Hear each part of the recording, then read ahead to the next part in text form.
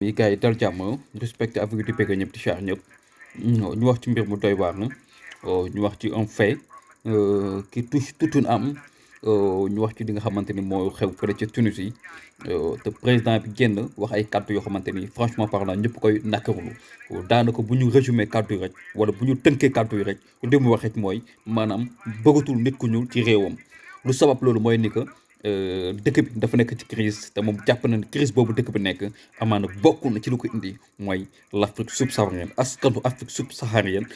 askanu Afrique bu ñuul der bu ñuul di fa nekk te mu nekk loo xamante ni lu doy waar la et la question que tout le monde se pose mooy même su fekkete ne Tunisie dafa nekk en crise ñi nga xamante ni ñoo fa nekk étant des immigrés d' Afrique noire ñoom lan la ñu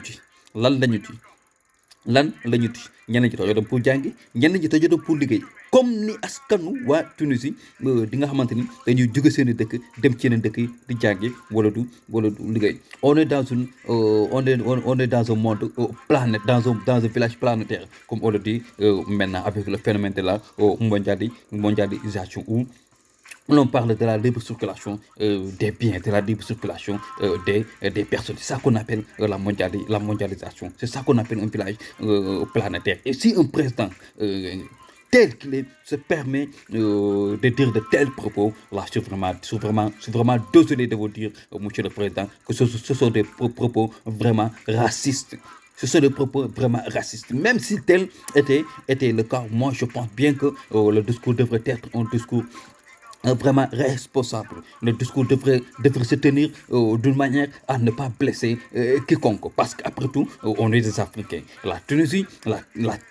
est un pays à l'intérieur de l'Afrique. Et les Tunisiens, ce sont des Africains. Que vous le veuillez ou pas, vous êtes des Africains et vous resterez toujours d'être des Africains. J'ai l'habitude de le dire. Vous n'êtes pas supérieur à quiconque et vous n'êtes pas au-dessous de quiconque. Vous êtes des humains comme tout un chacun. Vous êtes des humains comme les autres races. Vous êtes des humains comme les autres populations. Alors, vous n'êtes pas supérieur au-dessus de quiconque. Il faut que vous vous mettez dans la tête que vous êtes des Africains. Et li ma ci gën a métti rek mooy man jusqu'à présent gisuma suñu benn autorité étatique moo xam ministre des affaires étrangères la moo xam ministère de l'intérieur la moo xam président la moo xam UA bi nga xamante ni sax moom ñi nga xamante ni ñoo ñënk UA muy l'unité africaine man gisuguma ci kenn ku ci addu man pour man ni nu mel bu amee ñu war a njëkk jug bokk na ci li nga xamante ne mooy l'unité l'union africaine ñoom ñoo war a njëkk jug sax man sanctionné li nga xamante ni mooy la Tunisie sanctionné wax ki nga xamante ni mooy le président tunisien parce que ce sont des propos vraiment pour moi c'est des propos vraiment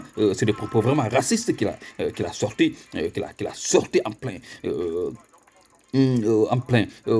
en plein discours pour man di warul jàll quoi qu'il soit mais nag li may wax rek uude lu ma la gis rek la lay oowee gatsa bi pour man dafa war a gën a yaatu dafa war a gën a élargi man tu me traites comme un chien je te traite comme un chien tu me traites comme un roi je te traite comme un roi ainsi devrait être les choses pour que chacun respecte son prochain. Ils sont combien de Tunisiens à Dakar, ils sont combien de Tunisiens en Côte d'Ivoire, ils sont combien de Tunisiens au Burkina Faso et pourtant jamais au grand jamais vous avez entendu qu'ils sont malmenés là-bas. Ils sont en toute tranquillité. Vous allez à l'université de Dakar, il y a combien de Tunisiens qui sont là-bas en train d'étudier en toute tranquillité. Jamais au grand jamais on leur a fait quelque chose de mal ou jamais au grand jamais on leur a tenu des propos qui va à l'encontre de le traité de racisme. Non, ils sont là-bas en paix, en toute tranquillité, comme on le dit, Sénégal, pays de la tranquillité. Alors, pourquoi les autres frères africains ne peuvent pas avoir cette tranquillité au Tunisie? Pourquoi les autres frères et sœurs africains ne peuvent pas avoir cette paix en Tunisie? En fait de compte, qu'est-ce qui se passe avec le monde maghrébien face à leurs frères subsahariens? Dafa nekk loo xamante ni il faut que ñu jóg ci lijjanti ko une bonne fois pour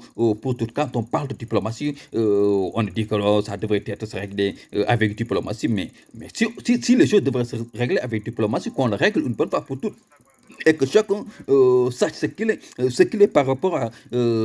l'autre. Man noonu laa gisee mbir yi même bu fekkee ne dañ koy lijjanti avec diplomatie, mais attends na nekk une diplomatie boo xamante ni c'est une diplomatie forte, na nekk une diplomatie boo xamante ni dafay nekk une diplomatie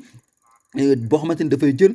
en compte li nga xamante ni mooy les intérêts de sa population noonu rek la demee même su fekkente ne ni ñoom dañoo ne ñi nga xamante ne ñoo illégal ci dëkk bi ñoo dañu war a génne sax mais qu'on le fasse d'une manière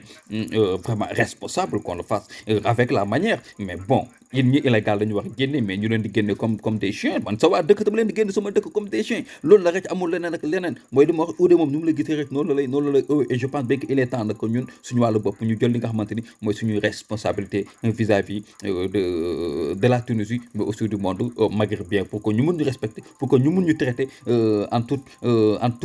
respect pour que ñu mun ñu traiter comme ñun ñu leen di traiter bu ñu ñëwee suñu dëkk yi mu nekk loo xamante ni ñëpp ñu ngi koy méttitu mu nekk loo xamante ni ñëpp ñu ngi koy nakaru et je pense bien que lii